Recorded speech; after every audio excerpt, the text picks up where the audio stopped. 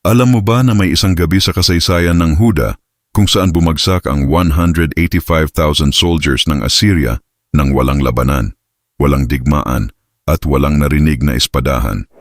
Nakatala ito sa 2 Kings chapter 18 to 19 at inuulit sa Isaiah chapter 36 to 37 sa panahon ng pananakop ng makapangyarihang imperyo ng Assyria sa ilalim ni Sennacherib, na kilala sa brutal na pananakop at walang habas na pagpapalawak ng kanyang nasasakupan. Isa-isa niyang winasak ang mga lungsod ng Huda, kabilang ang Lachish, at itinutuon ang buong hukbo sa kabisera ng Jerusalem, ang huling matatag na lungsod, habang ang hari ng Huda na si Hezekiah ay limitado sa lakas at depensa. Nagpadala si Sennacherib ng kanyang mensahero upang hamakin ang Diyos ng Israel at magpabagsak ng loob sa mga tao, sinasabing wala ng Diyos na makapagliligtas laban sa Assyria, kaya't walang magagawa ang Jerusalem.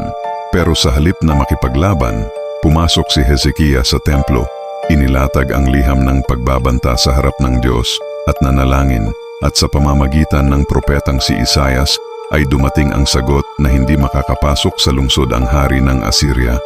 Hindi siya makakapana rito at hindi niya matututukan ang Jerusalem, sapagkat ipagtatanggol ito ng Diyos alang-alang sa kanyang pangalan.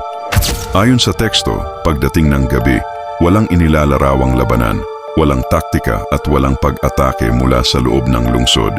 Bagkus tanging isang pangyayari lamang ang nasusulat, lumabas ang anghel ng Panginoon at pinatay ang 185,000 soldiers sa kampo ng Assyria, at kinabukasan nang magising ang mga natira, puro bangkay ang kanilang nakita. Umatras si Sennacherib at bumalik sa Nineveh, at makalipas ang ilang panahon, pinatay siya ng sarili niyang mga anak habang siya ay nasa templo ng kanyang Diyos, isang malinaw na pagbagsak mula sa pagyayabang tungo sa kahihiyan. Ang kwentong ito ay hindi tungkol sa tagumpay ng hukbo ng Huda, kundi sa soberanya ng Diyos na nagligtas sa isang lungsod sa kabila ng imposible sa mata ng tao, at nagpakita na sa ilang gabi, isang utos lamang mula sa langit ay maaaring baguhin ang takbo ng kasaysayan. At kung nangyari ito noon, ano ang ibig sabihin nito sa mga panahon natin ngayon, kapag ang tao ay umaasa sa sariling lakas at kapangyarihan, at ang tunay na kapangyarihan ay kumikilos sa katahimikan ng gabi?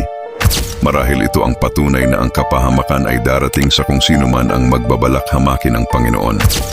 Ikaw, kaibigan, anong aral ang napulot mo sa kwento?